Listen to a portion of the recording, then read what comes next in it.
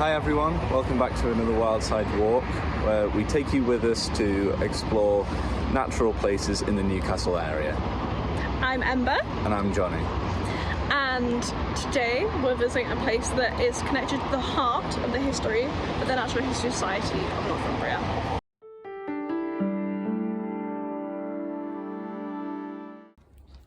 The Hancock Museum is such an old building that has a lot of history behind it. Here's a quick whistle-stop tour of that history. In 1884, the museum opened as the New Museum of Natural History. It was opened by the Prince of Wales at the time. The museum was then renamed after John Hancock's death in 1891. In 2006, the museum closed to undergo 3 years of renovation, kindly funded by Newcastle University. In 2009, the museum reopened as the Great North Museum Hancock. So we are now at the Great North Museum Hancock, home of NHSN. This was formerly known just as the Hancock Museum, and it was created in 1884 by John Hancock to facilitate kind of the overspill from the Newcastle Museum, which was behind the Lytton Fill. It was built on some open land just opposite of John Hancock's house, which we're going to show you, just over the road.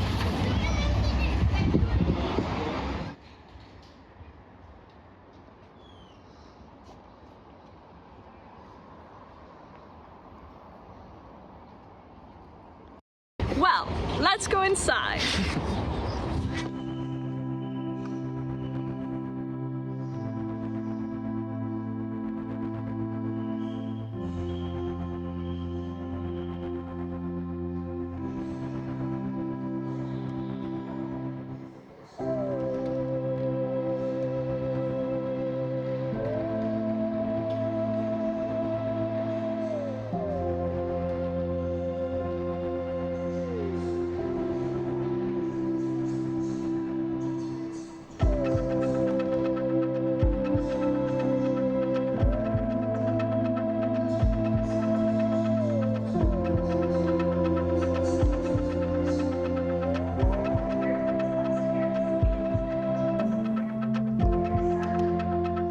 This crab is hiding a secret. Can you spot it? If not, we'll tell you about it later.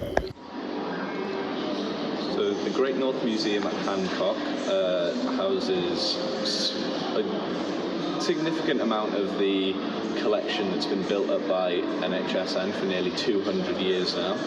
There's around 500,000 total specimens in this collection, both stored here at the Hancock and in archives elsewhere. And it is involved with collections of zoological, entomological and anthropological fields. The museum's ornithological collection is also particularly impressive because it contains the world's only juvenile great auk, which is a species of flightless bird that went extinct in the last records of it were 1884.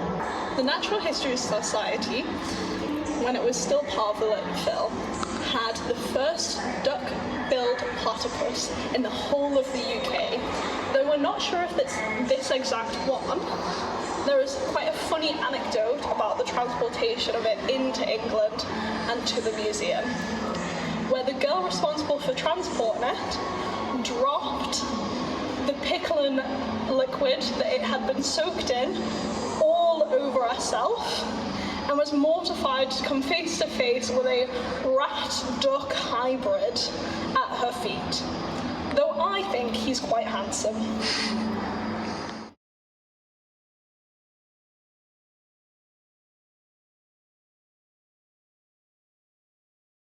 So we've started to move along here into the world culture and kind of human histories exhibits, and an interesting fact about some of this collection is that it was brought over by Captain Cook from Whitby.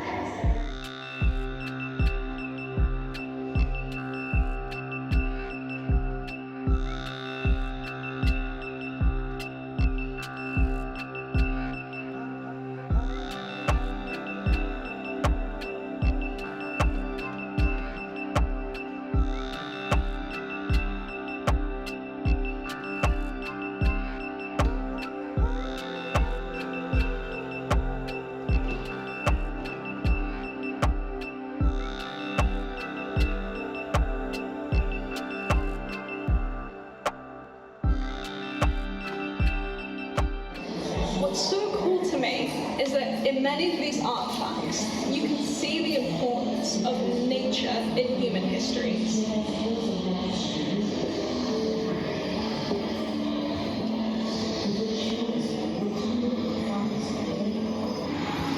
So we are now in the Natural Northumbria exhibit of the museum, where you can see and learn about all of the different types of wildlife just beyond your doorstep.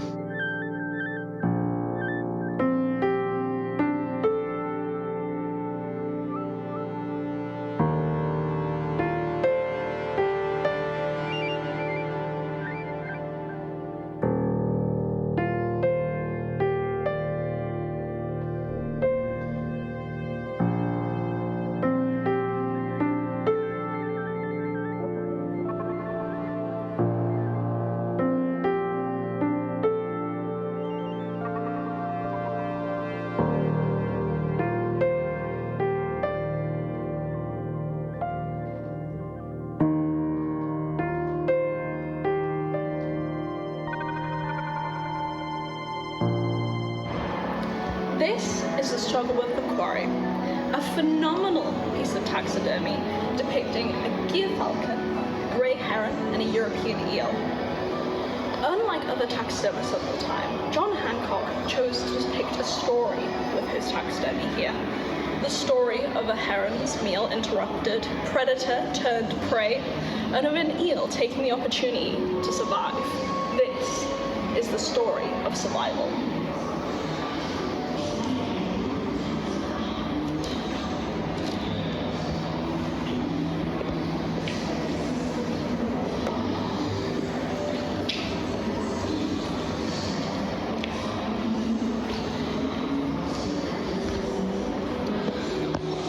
So, moving further along the Natural Northumbria section of the museum, we have come to this exhibit, which is very close to home for NHSN, as it's actually, well, part of this exhibit is all about Gosforth Nature Reserve.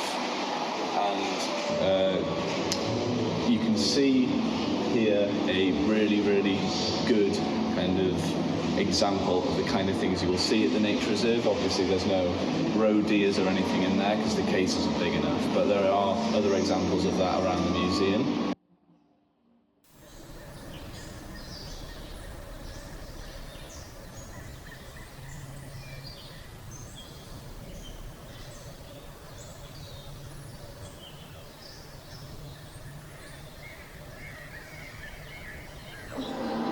So a bit of history about Gosforth Nature Reserve is that in 1924, just over 100 years ago, William Edward Beck purchased the shooting rights at the land which is now known as Gosforth Nature Reserve, specifically to protect breeding sites, especially for ground nesting birds, as well as most other birds on the reserve, as it was a shooting ground.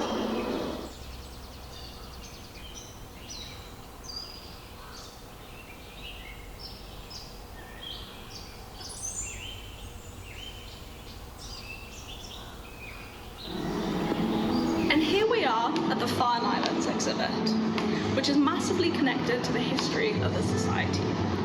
Grace Hicklin, the first female director of the society, was an expert in grey seals.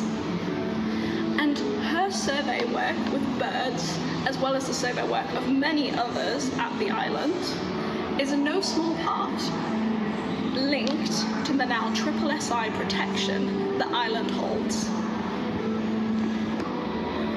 An interesting bird that you can find here in the Farne Islands exhibit is just there, labelled number 12 and 13, which is a guillemot and a guillemot egg.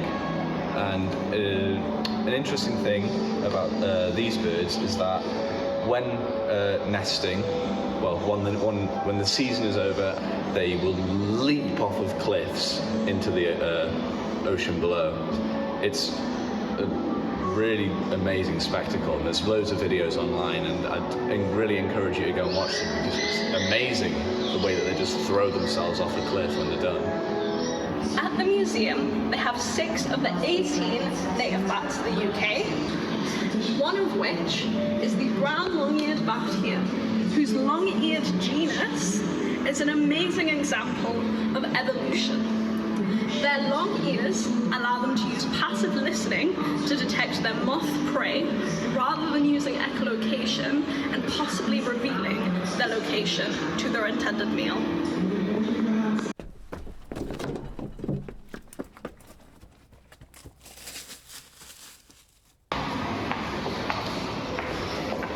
So we have shown you most of the stuff that we will want to show you in the upstairs exhibit. There's still plenty more to see, so do come along if you want to see that for yourself. But now we're kind of moving into the star attraction exhibit of the museum, which is the dinosaurs.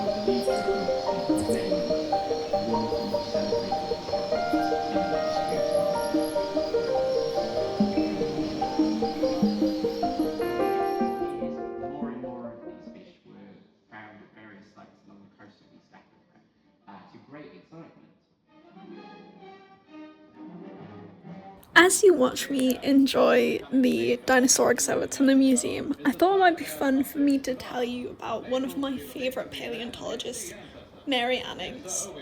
Without Mary Annings' fossil hunting, we wouldn't know of many of the prehistoric creatures that we know of today, such as the ichthyosaur, the plesiosaur, and the drometrodon. In fact, the tongue twister she sells seashells by the seashore is thought to be about Mary Annings. I have a confession. I'm much more interested in prehistoric mammals than I am dinosaurs, apart from mammal-like dinosaurs like the Lissosaurus, whose skull we have here. Did you know that the development of hearing and the tympanic bones in your ear that allow you to hear are actually evolved from the bones responsible for allowing hinged jaws in animals like this? This here, the Lissosaurus. If you remember earlier, we told you to have a look at the giant spider crab very closely. Well, the reason for that is that 2 of the legs are actually false, as described in the letter shown now. This is due to some of the sailors getting a bit peckish on the transport of the crab back to England, and they ate 2 of the legs. There are many other things to see in the Great North Museum Hancock that we haven't had time to show you today, so you're just going to have to come and look for yourself. I will see you in the next video, and goodbye. Thanks for watching today's Wildside walk at the Great North Museum Hancock. We hope you enjoyed all the specimens that we showed you today and the kind of history surrounding the museum. There's plenty more to see there, so please do come and visit when you get a chance. It's free, so you don't need to worry about that. It's a really nice day out. This is a bit of a bittersweet ending for Evie and I, because this is our last Wildside walk, even though Evie wasn't present for the filming because she decided to be on holiday. Sorry. That's fine. But we've had such an amazing time with NHSN, and Ember will be continuing to do Wildside walks, hopefully with the other student naturalists, so you may get to meet them as well. Thank you for watching. Yeah, so thank you for all of your support. We've had such a lovely time at NHSN and we're really sad to leave. But thank you for watching, and we're going to miss you. And goodbye. Goodbye. Bye.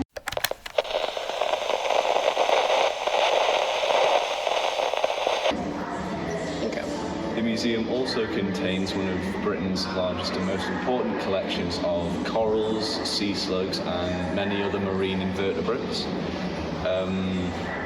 These were all collected and accessioned into the museum archives by famous 19th century naturalists, Joshua something.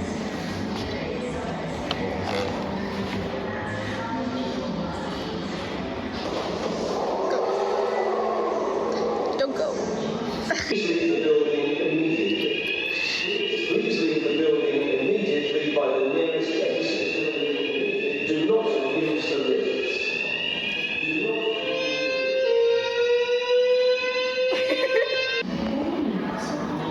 The museum has 8 of the 8. No. Yeah. Hi everyone, welcome back to another Wildside walk, where we take you with us to explore natural places you can visit. That's just not the word for word, is it? There are many other things at the Hancock that we didn't have time to show you today. Oh, I'm saying all of it, and then you're saying we will.